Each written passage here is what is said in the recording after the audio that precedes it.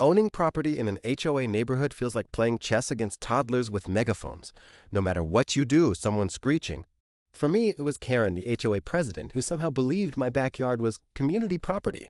My 6-foot privacy fence separated my yard from hers, and she hated it, claimed it ruined her view, and blocked her shortcut to the community pool. I told her politely the first 5 times that the fence was permitted, inspected, and perfectly legal. She sneered every time. Then one Saturday morning, I heard the unmistakable sound of a chainsaw. I rushed outside to see Karen, safety goggles on, hacking into my fence like it was a horror movie prop. Planks were flying. She was actually halfway through before I could even process it. "What are you doing?" I shouted. Karen turned with the smugness only a lifelong HOA tyrant can muster. "This fence is illegal. I'm giving myself access. Consider this your warning." I grabbed my phone and started filming. "That's destruction of property. You're paying for this." Karen laughed, revving the saw like some suburban lumberjack. "Go ahead. The HOA will back me up. You'll never win." Spoiler, she was very wrong. Police came. I showed them the footage. They filed a report but said it'd be handled civilly. Karen strutted off like she'd gotten away with it. I was fuming until 2 weeks later I got a letter in the mail that changed everything. It turns out that Karen had been behind on her property taxes for years. And wouldn't you know it, a portion of her property, about a 10-foot strip of land directly behind my fence, was headed to auction. I made a few calls, confirmed it was legitimate, and then I bought it.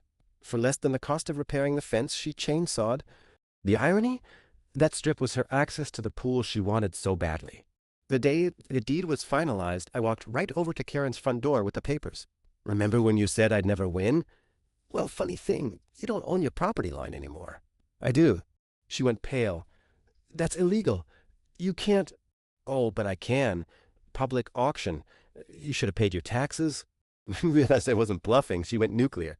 She screamed about land theft, tried to rally the HOA, even called an emergency meeting. Except when she presented her evidence, all I had to do was stand up and show the deed. The board members, sick of her antics, actually laughed out loud.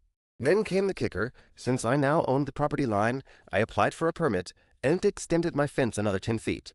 Karen's backyard shrank, her shortcut disappeared, and she was left staring at a solid wall of cedar every time she stepped outside. The neighbors loved it. People literally came by with beers to toast my victory. Grandpa from down the street said it was the finest checkmate he'd ever seen. Karen, on the other hand, sulked for weeks. Eventually, she put her house up for sale.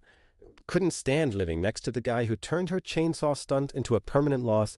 And every time I walk past that beautiful new fence line, I smile, because HOA Karen tried to cut me down, but I cut her off entirely.